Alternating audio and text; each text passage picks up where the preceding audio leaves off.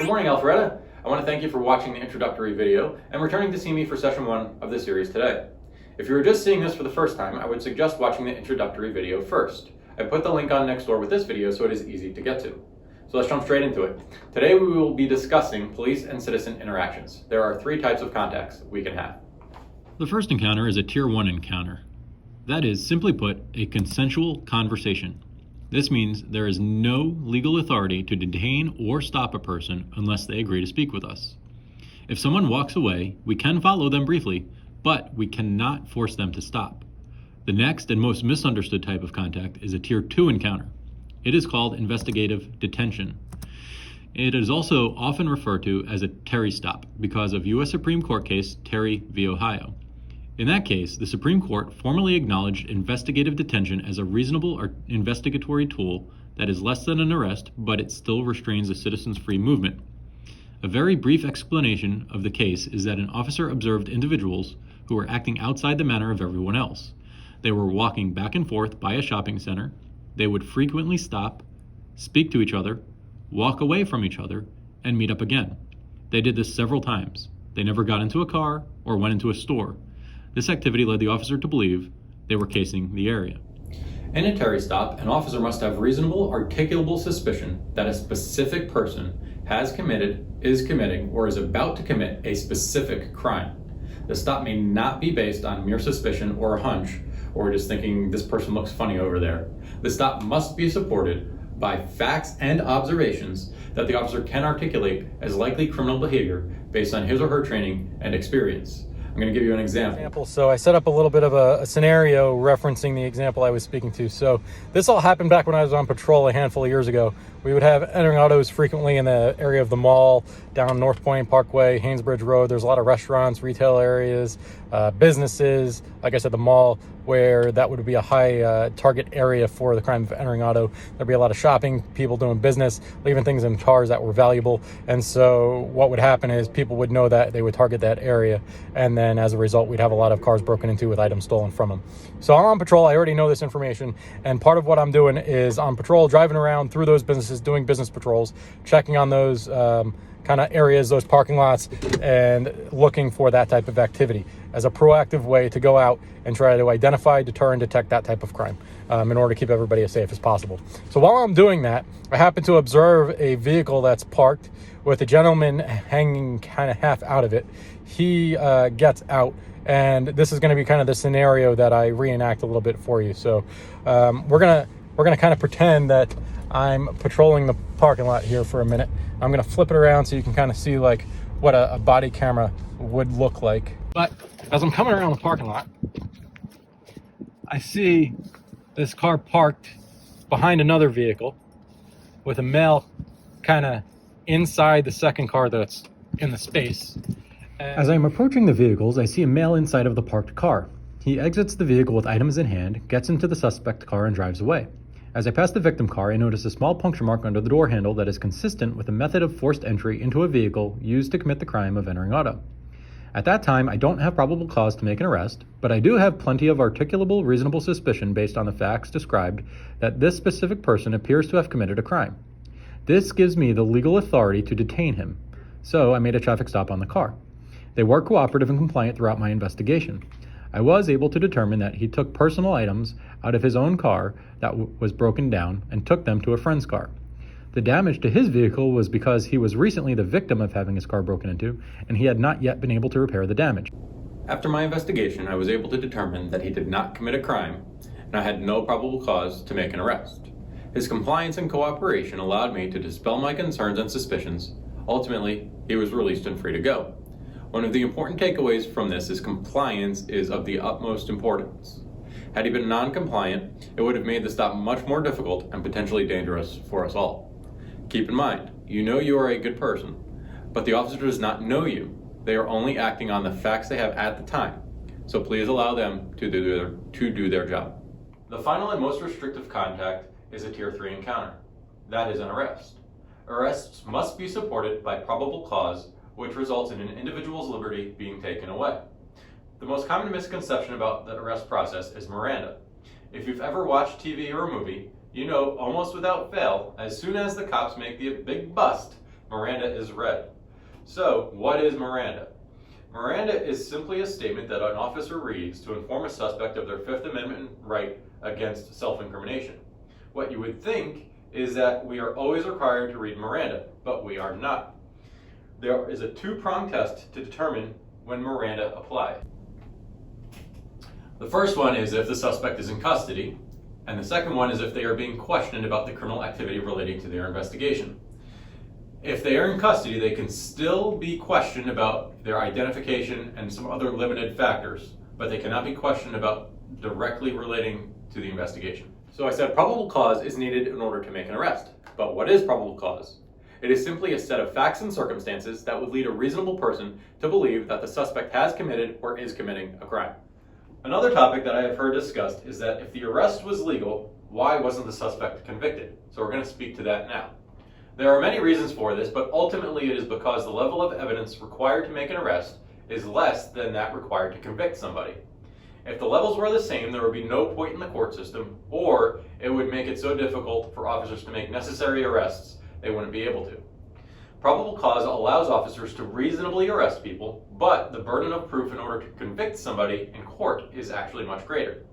The prosecutor must prove the defendant's guilt beyond a reasonable doubt in the court process. Now that we have spoken about the types of contacts, I'd like to let you know how to understand which type of contact you are in.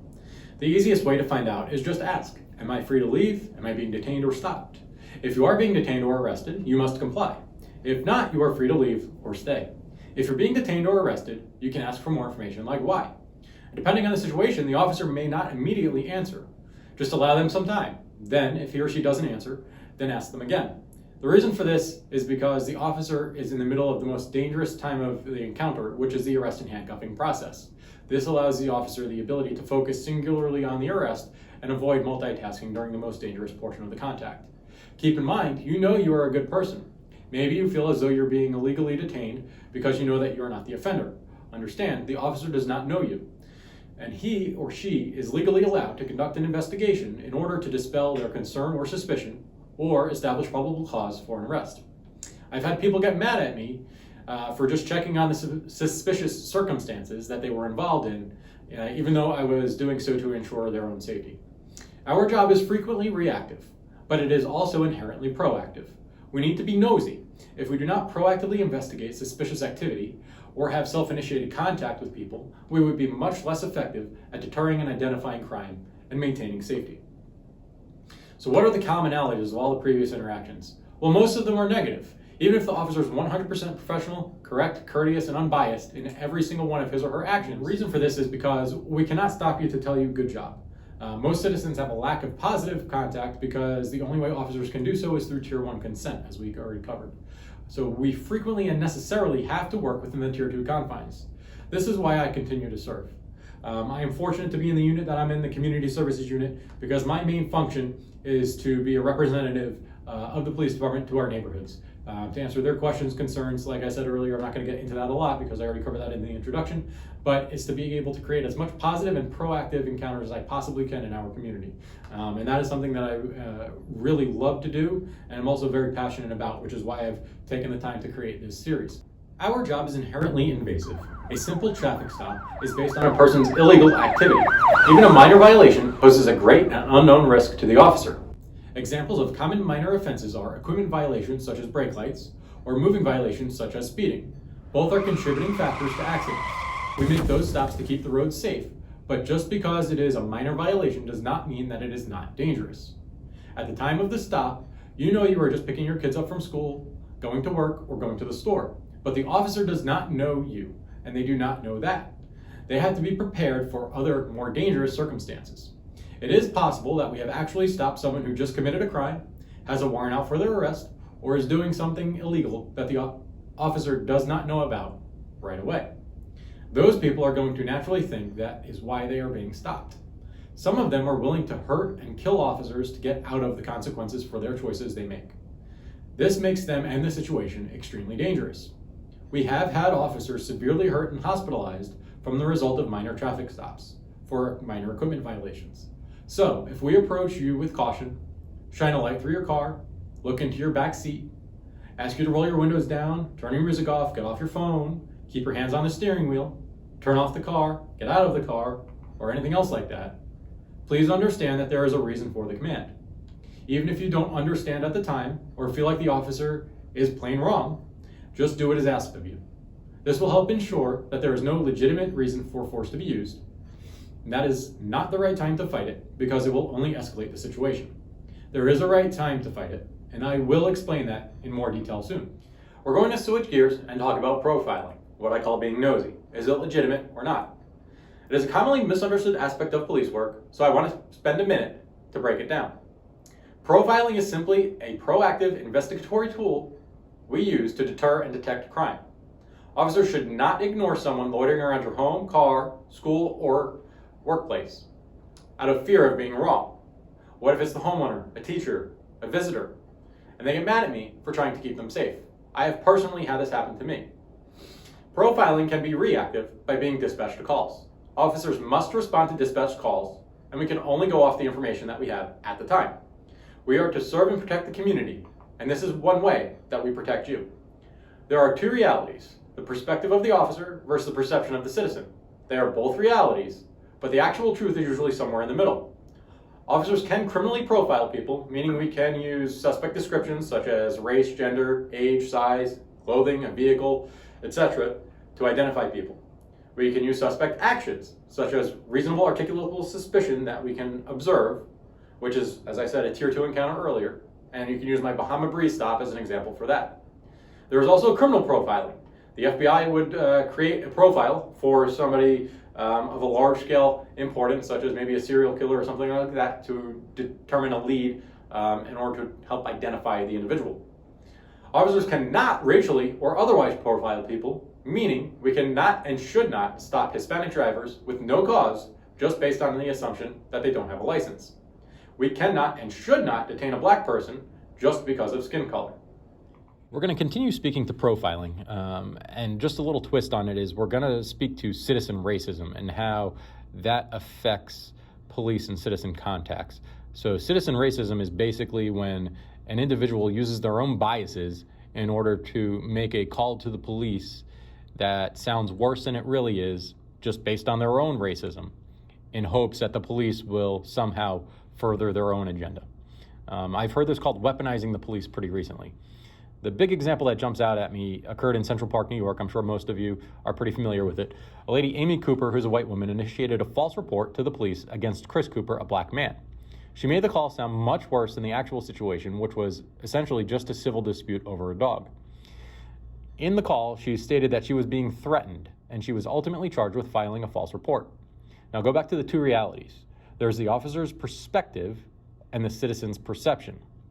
The officer's perspective is that this man, who's the suspect in this because of how the call came in, is committing a crime, has already threatened someone, and is dangerous. The citizen's perspective, as Mr. Cooper, I would imagine puts him in a position of feeling targeted by the police based on Miss Cooper's actions. In cases like this, the police are not targeting Mr. Cooper. I'm being threatened by a man in the vehicle. Please send the cops immediately. Because of their own bias or racism, or the fact that he's black.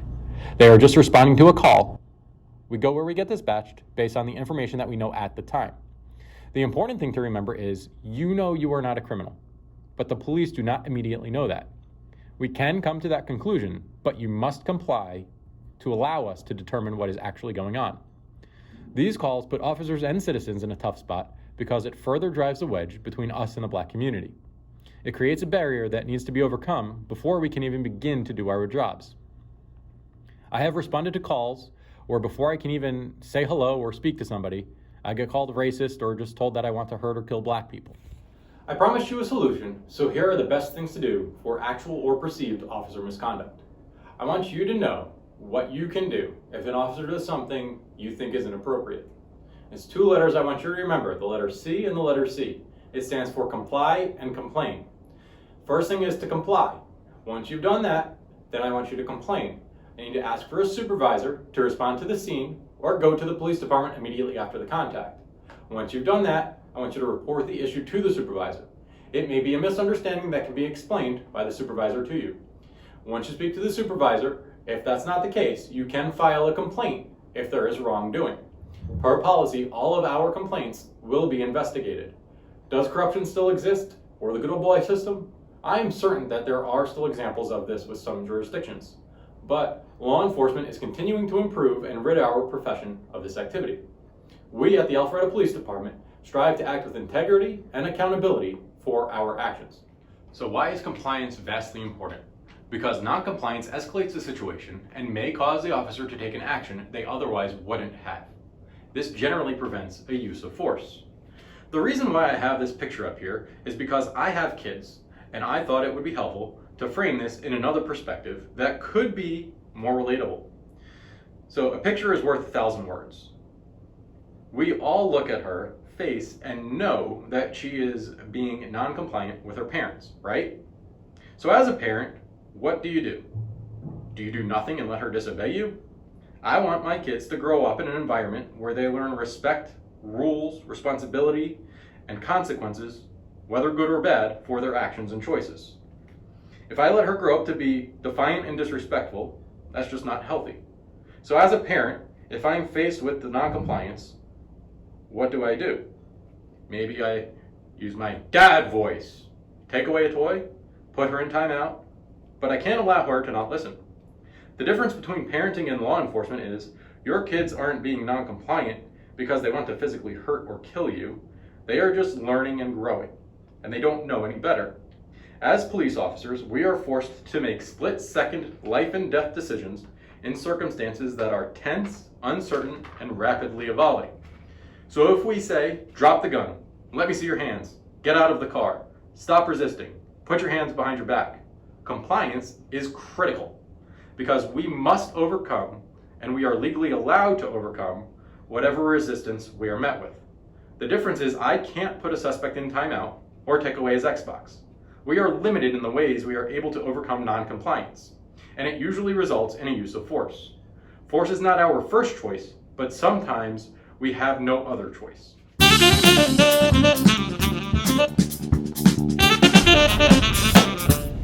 Community day cake. I don't know, it's been too many, but I hope the lighting's right. Please, lights, be how I need you to be so that I could move about the screen. Take way too many just to be able to start the lighting process. This is gonna be it.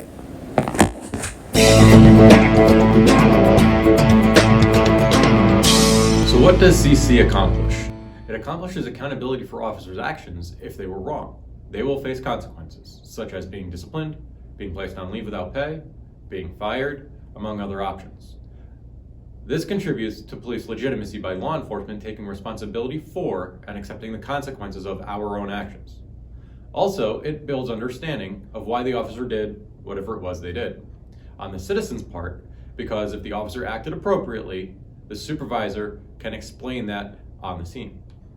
Both situations enhance and build trust-filled relationships within the police department and the communities they serve. If you're in this type of situation and you never report it, you will never know why the officer did whatever it was they did. If you speak with a supervisor, you may be able to understand why what occurred happened in the way that it did. This knowledge is invaluable because otherwise you would go your whole life with an inaccurate negative feeling toward police based on a perceived, not an actual, injustice. So what does this mean for you? Education. My hope is that by explaining the ways in which we generally encounter and interact with people, you'll have a better understanding of how and why we do what we do. I hope this understanding gives you knowledge and empowerment to feel as though you can maintain a safe and positive encounter with law enforcement. My best guesses from my experience and conversations I've had over the years, especially recently, is two things. One, fear of the police and a lack of understanding of how to interact with us seems to lead to more tension on the citizen's behalf during encounters. Two, a lack of positive and proactive contact with officers allows that fear on the citizen's part to exist. I want you all to know that I continue to strive to do everything I can possibly do to help improve police and citizen relations. I think if we can address some of that on the front end, it can help mitigate potential of something going wrong during future encounters. One thing I have just started recently doing on my off days is reaching out to various athletes, sports leagues, broadcasters, in the hopes that they will be receptive to speaking with me as a way to build relationships between law enforcement, the sporting world, and hopefully their communities. I even messaged a rapper my son likes with the same goal in mind. I know the likelihood of hearing back from anyone or having even a small amount of success if I do hear back is almost zero, mainly because my son told me so.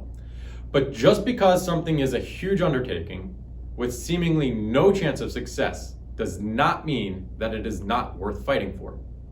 What is happening in our country right now is destructive to all of us. I do not seek to say the police are always right or that negative feelings toward the police are unjustified. I do, however, think that we are allowing our differences to divide us to an extreme. Like I said in the introductory video, let's unite with each other with what we have in common, regardless of political party, race, sexual orientation, age, or anything else that makes us different. We all bleed red. That fact was part of the lyrics in a song I alluded to earlier from the artist my son likes. Like I said, I wrote to him, and I am hopeful that somehow we can work together, united, toward a common goal.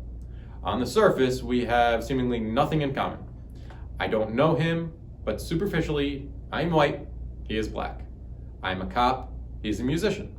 He's famous, I'm just an ordinary guy with no significant power, influence, or status in society.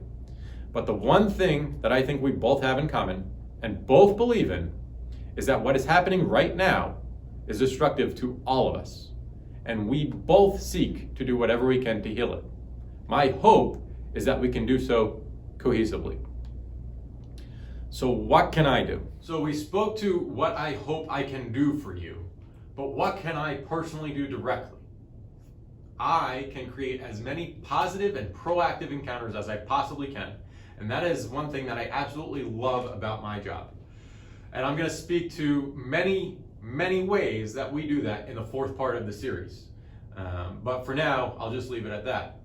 I can also be culturally aware of others' perspectives and backgrounds. I understand that different cultures may have different feelings that I, a white male, cannot relate to, especially regarding feelings toward police.